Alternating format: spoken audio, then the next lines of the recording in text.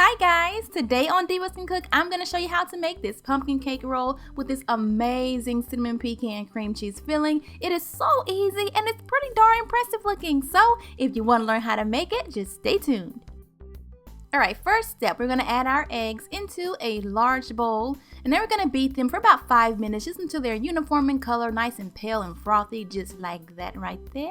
That's perfect. Now we're going to add in some pure pumpkin puree, toss that right on into our egg mixture and then just beat that until it is well combined. Next, we're going to put in some white sugar, some brown sugar, and we're going to beat that in. And of course, as soon as I start recording, look who wakes up. It never fails. Every time I record or do voiceover, he wakes up. But yeah, go ahead and just mix that sugar in until it is well combined. Just like that. We don't want any sugar left over. And of course, you guys, you can find the complete recipe on my blog, divasandcook.com, with a ton of other recipes. So go over there and check it out. Alright, I have a bowl of all-purpose flour here. I'm going to add in some cinnamon and some pumpkin pie spice and a little bit of baking soda. Just go ahead and mix that in just like this. Perfection. Okay, now we're going to add the dry ingredients gradually into our wet ingredients. Just use a spatula or your mixer and just stir it in just like that, just until it's combined. And you can give it a taste and add more cinnamon if you want to. I know you shouldn't taste it because it has the raw egg in there, but I never follow the rules. I know that's bad. Okay, now I have my jelly roll pan. I greased it and lined it with some parchment paper. And now I'm going to grease the mess out of this parchment paper. You don't want this cake to stick to your pan, so put a lot of grease in it. And now I'm going to pour my batter right into the pan and then just go ahead and spread it out. I was so OCD with this, you guys. I couldn't stop doing it. I like sprayed this stuff for like 30 minutes. I couldn't stop. It was kind of therapeutic. I don't know. It's kind of weird. We're going to bake it at 375 for about 10 to 12 minutes. May need a little bit longer or shorter. I don't know. Okay, now I'm going to just take my knife and kind of, run it along the edges, kind of loosen up a bit. I have my kitchen towel here. I'm going to dust it with some powdered sugar. This will help the cake not to stick to the cloth, okay?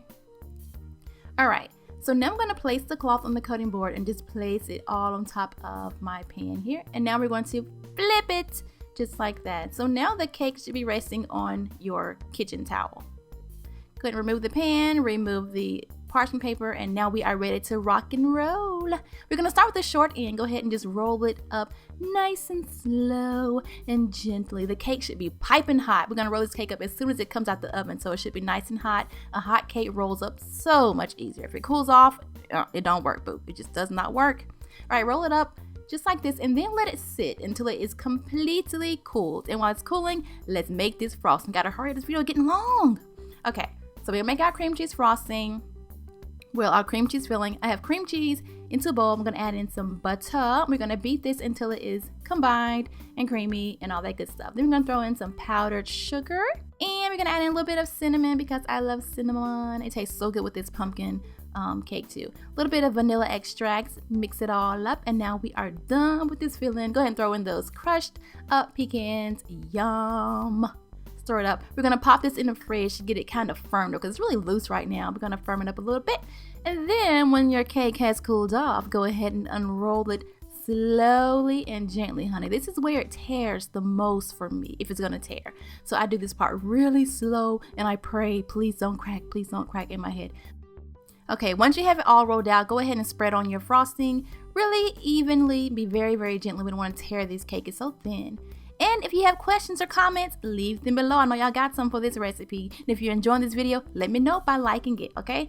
Alright, so our frosting is all spread out nice and even. We're going to start with the short end and just roll it up. Be very careful, okay? That's the key words. Slow and careful with this recipe. Slow and careful.